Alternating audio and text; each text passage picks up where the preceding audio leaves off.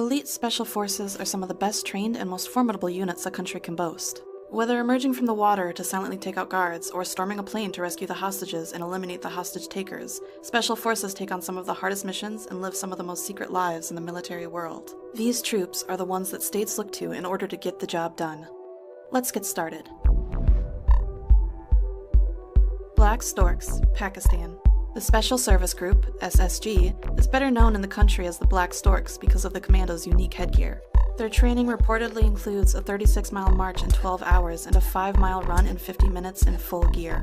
Only about 5% of recruits make it through to the Pakistan SSG due to the tough nature of this 9-month training course, which also includes extensive hand-to-hand combat and an airborne school. The Black Storks are trained for a variety of environments, including mountain, desert, jungle, and underwater. During the early Cold War, they trained and served alongside U.S. Special Forces, and more recently, the Storks have focused on local anti-terrorist operations, counterinsurgency, and intelligence collection. In October 2009, the commando stormed an office building and rescued 39 people taken hostage by suspected Taliban militants after an attack on the Army's headquarters. JTF-2, Canada. JFT-2 stands for Joint Task Force 2, and it's the jewel in the crown of Canada's Special Forces. They deployed to Vancouver in 2010, ready to intervene if terrorists took aim at the Winter Olympics. This group is trained to handle chemical, biological, radiological, and nuclear threats against the worst-case scenario, when a terrorist strike proves more than local police forces can handle. It's a unit that can be deployed against a wide spectrum of issues or crises, and it can be very low signature. Created in 1993, JTF-2 expanded to several hundred members following the 9/11 terrorist attacks, and has the most confirmed kills of terrorists in the world, having killed over 100 top-ranked Al-Qaeda members. Almost all of its operations are shrouded in secrecy, and in some cases were even unknown to the Canadian government. Alpha Group, Russia. Now, what about Spetsnaz? Well, to keep it simple, Spetsnaz is a general term for all Russian special forces. Within the Russian special forces, Alpha Group is as bad as they come. The KGB created this elite group in 1974, and it is believed that it operates under the directive of the top leadership in Russia, which is why most of its operations are classified. This force came to fame during the invasion of Afghanistan, during which members of Alpha stormed the presidential palace in Kabul, killing everybody in the building in the blink of an eye. In 1985, a group from this unit was dispatched to Beirut to try and rescue 4 Soviet diplomats. When the diplomats were killed, Alpha Group allegedly hunted down relatives of the hostage takers and returned them to their families in much smaller pieces, to send a message to would-be terrorists. It apparently worked for over 20 years. Sayeret Matkal, Israel. This Israeli Special Forces is focused in intelligence gathering, and it often operates deep behind enemy lines. In 2003, Israeli taxi driver Ilyahu Giro was kidnapped after transporting 4 Palestinians to Jerusalem in his cab, but the Sayeret Matkal unit located and rescued him from a 3-foot pit in an abandoned factory in a suburb of Ramallah. The most famous of their large-scale operations is Operation Thunderbolt, which came to be after several terrorists had taken hostages on board of an airline which was flown to Uganda. Many hostages were released, but over 100 hostages were kept in the airport terminal building. An assault force of Sayeret Matkal assaulted the position, killing the terrorists and freeing all of the hostages. GIGN, France. France's elite counterterrorism teams are some of the finest in the world and have proven their abilities and bravery over decades of dangerous operations. But unlike many anti-terrorist units, GIGN is also used in arrest of dangerous criminals, countering barricade suspects, foiling prison riots, VIP protection, and other high-risk police operations within France or former colonies. Since its founding, the GIGN has seen consistent action. Its members are considered absolute masters of hostage rescue and intervention, especially in high-density environments like buses, ships, trains, and airlines. Their faces are not allowed to be photographed fully exposed, therefore they're often seen wearing tactical ski masks when operating in public. GIGN is known for innovation in technology applications and tactical methods. Their most famous operation is their assault on Flight 8969, which was an Air France flight that was hijacked on December 24, 1994, by the armed Islamic group in Algeria, where the terrorists murdered 3 passengers with the intention to blow up the plane over the Eiffel Tower in Paris. When the aircraft reached Marseille, the GIGN stormed the plane and killed all 4 hijackers. The bravery of its members comes from their extreme training course. In fact, the training is so extreme that the GIGN has lost more men during training than during their 1,000-plus operations. GSG-9, Germany.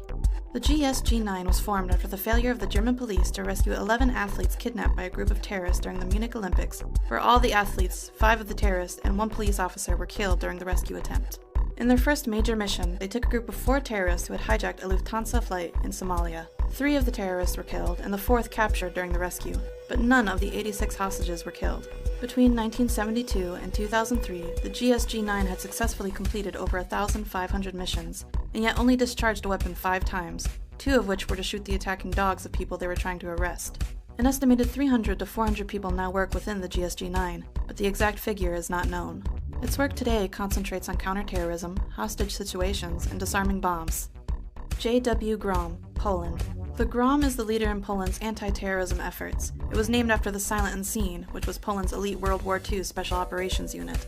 The Grom began its operations in 1990, and it mostly deployed in unconventional warfare roles as they have special training in operational maneuvering response. Since the terrorist attacks of 2001, the Grom has been deployed alongside U.S. Special Operation Forces in Iraq, Afghanistan, and elsewhere. During this time, they have developed a close working relationship with the U.S. Navy SEALs and have a well-earned reputation of being one of the fiercest and most competent special forces on the planet.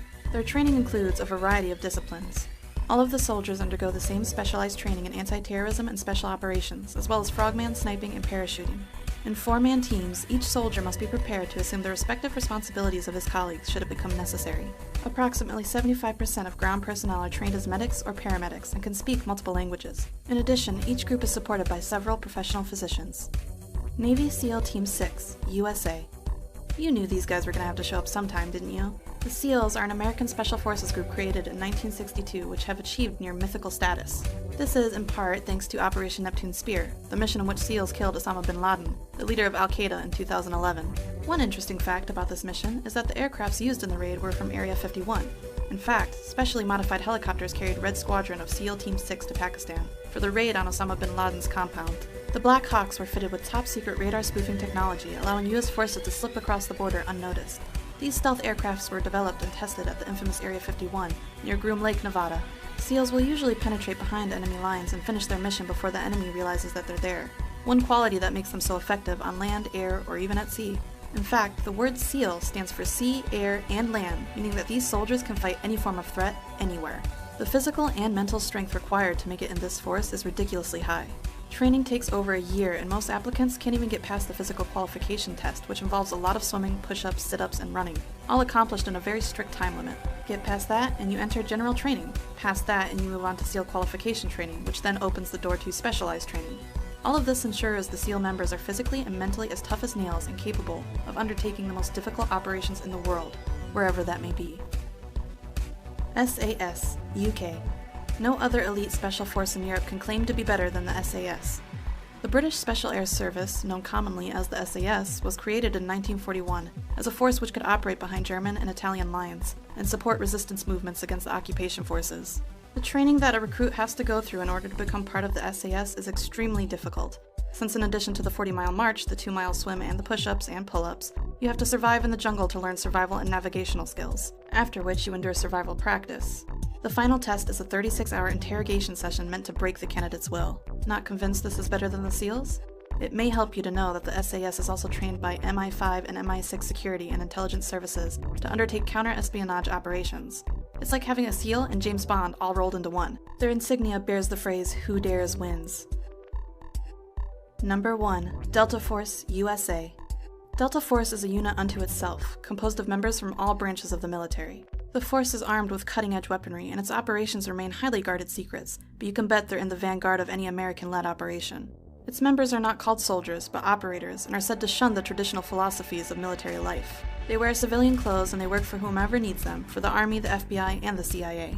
It must be said, however, that neither the United States government nor the military officially acknowledges the existence of Delta Force. It's only in recent years that vague references by the government to the group's existence has been allowed to go uncensored. Since its inception in 1977, stories of the Delta Force's exploits and missions have leaked out little by little, eventually forming a brief sketch of the unit.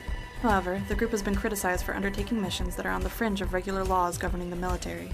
This causes some to worry that Delta Force has more power and less accountability than any military organization in a free democracy should. Delta Force is funded out of secret government accounts, away from the public eye, and is believed to answer only to the president, making it one of the most, if not the most, elite special unit in the world.